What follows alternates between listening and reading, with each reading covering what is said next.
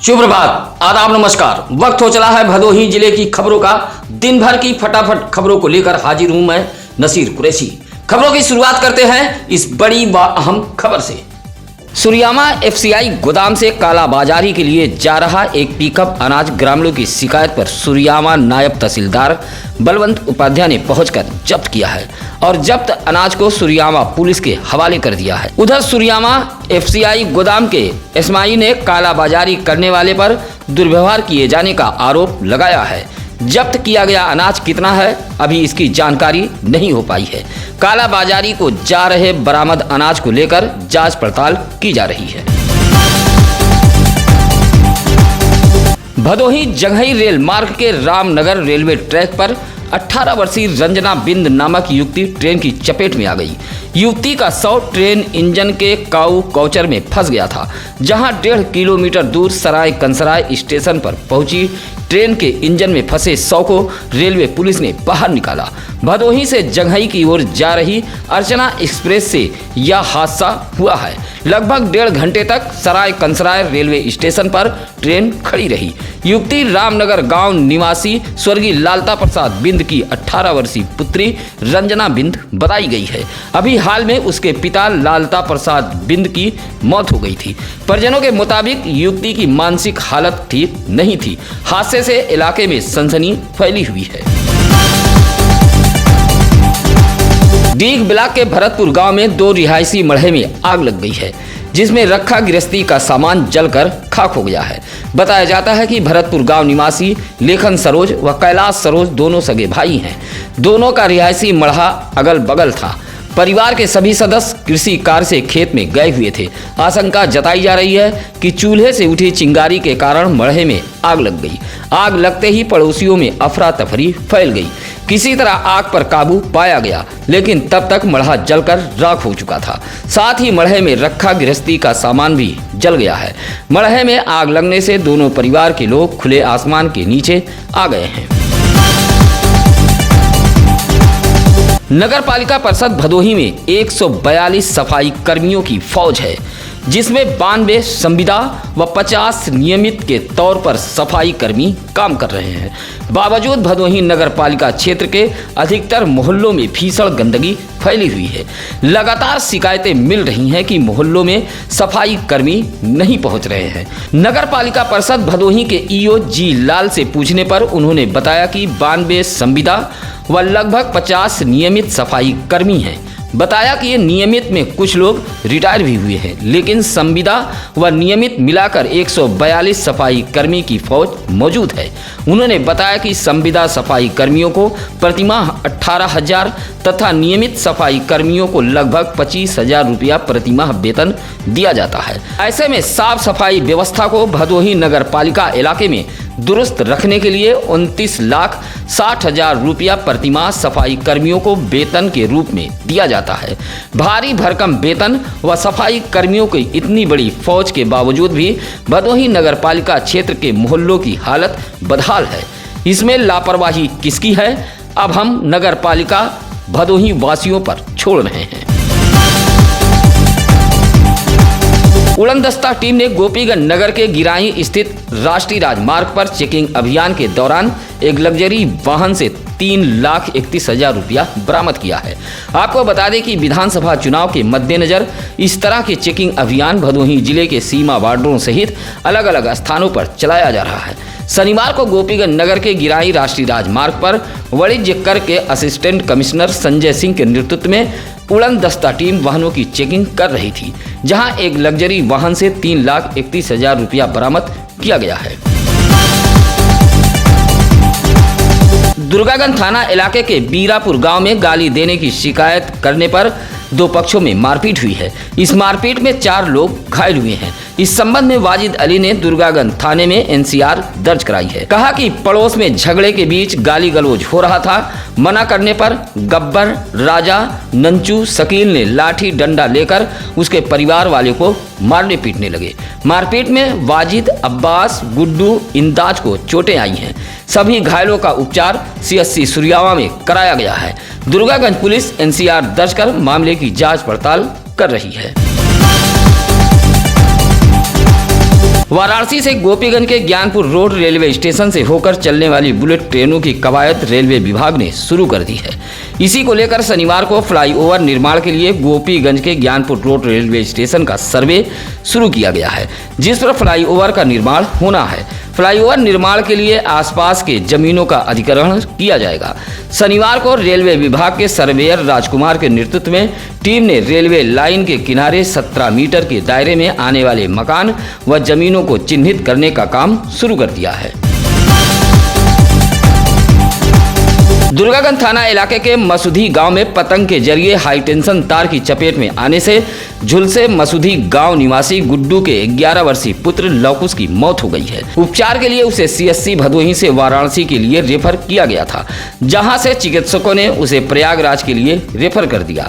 परिजन लवकुश को लेकर प्रयागराज जा रहे थे कि रास्ते में उसने दम तोड़ दिया। यह जानकारी मसूधी ग्राम प्रधान के पुत्र सोनू पांडे ने दी है। हादसे के बाद परिजनों में कोहराम मचा है। विधानसभा चुनाव को लेकर जिला प्रशासन पूरी तरह मुस्तैद है। ऐसे में शनिवार को ज्ञानपुर के लखनऊ तिराहे पर अवैध शस्त्र, शराब सहित संदिग्धों की तलाश में टीम ने चेकिंग अभियान चलाया। लगभग आधे घंटे तक ज्ञानपुर के लखनऊ तिराहे पर हर आने जाने वाले वाहनों को मुस्तैदी के साथ टीम चेकिंग करती रही। चेकिंग अभियान के प्रभारी क्षेत्रीय विपणन अधिकारी सुरेंद्र बहादुर सिंह के नेतृत्व में पुलिस की टीम आने जाने वाले वाहनों को खंगालती नजर आई। इस दौरान वाहन चालकों में हड़कंप व अफरा तफरी मचा रहा।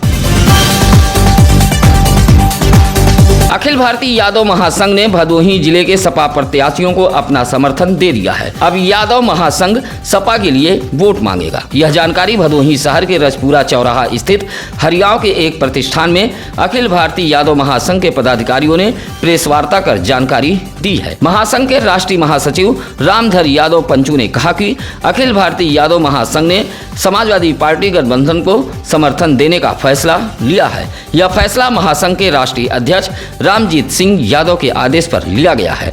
इस मौके पर रामराज यादव, सर्वेश कुमार, राम शरण यादव, अमित कुमार यादव आदि मौजूद रहे।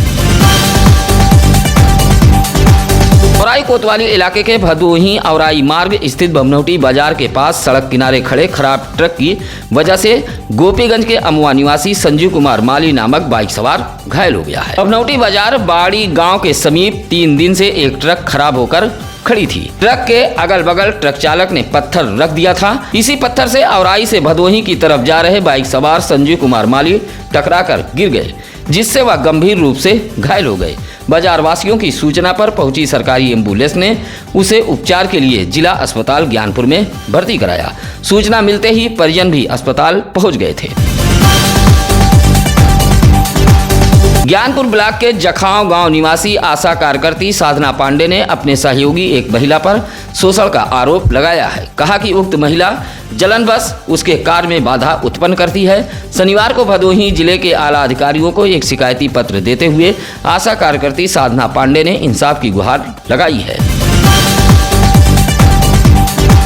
शनिवार को सररोही बाजार स्थित ईश्वर महादेव मंदिर में भगवान शिव की प्रतिमा प्राण प्रतिष्ठा के बाद स्थापित की गई, जहां काशी से आए 1008 श्री श्री सुंदर राज स्वामी जी महाराज ने विधि विधान से प्राण प्रतिष्ठा के बाद भगवान शिव की प्रतिमा को स्थापित कराया, जिसमें बड़ी संख्या में क्षेत्रीय श्रद्धालुओं ने उत्साह पूर्वक भाग लिया। प्रतिमा स्थापना के बाद श्रद्धालुओं के बीच प्रसाद का भी वितरण किया गया। इस मौके पर सररोही प्रधानपति जितेंद्र पांडे बड्डा, प्रमोद पांडे, तहसीलदार सरोज, प्रेमधारी पांडे आदि मौजूद रहे। नगर पालिका परिषद भदोही में वर्षों से पड़े हुए कबाड़ को बगैर नीलाम व टेंडर के ही JCB लगाकर उसे ध्वस्त और क्षतिग्रस्त कर शनिवार को छुट्टी वाले दिन आनन फानन में हटाया जा रहा था। ऐसे में भदोही नगर पालिका परिषद से कबाड़ घोटाले की बदबू उठने लगी है। इस संबंध में जब सत्यम न्यूज ने नगर पालिका अध्यक्ष अशोक जायसवाल से जानकारी ली तो उन्होंने कहा कि इस कबाड़ के टेंडर व नीलामी की प्रक्रिया बहरहाल अभी नहीं हुई है। अब ऐसे में सवाल यह उठता है कि बगैर टेंडर व नीलामी की प्रक्रिया अपनाए लाखों के कबाड़ शनिवार को छुट्टी वाले दिन आनन फानन में JCB से ध्वस्त व क्षतिग्रस्त कराकर हटाया क्यों जा रहा था। कहीं सफाई का हवाला देकर नगर पालिका परिषद भदोही में कबाड़ घोटाले को अंजाम तो नहीं दिया जा रहा है। विधानसभा चुनाव में अंतर्राष्ट्रीय धावक व पदक विजेता रहे मुरलीधर बिंद भी अपनी किस्मत आजमाएंगे।